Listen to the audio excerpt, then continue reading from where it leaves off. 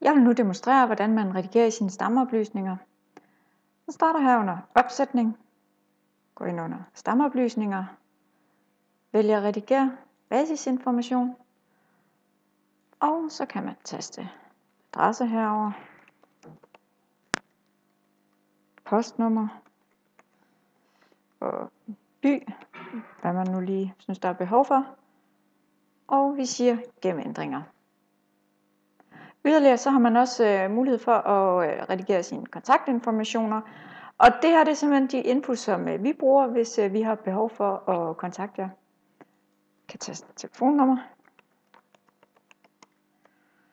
jeg kan taste en firma-e-mail-konto,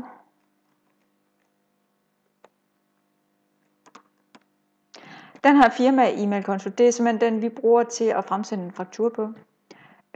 Derudover er der mulighed for at indtaste hjemmeside, men det er ikke noget, vi kræver. Vi trykker gem ændringer, og du har nu set, hvordan man redigerer i sine stammeoplysninger.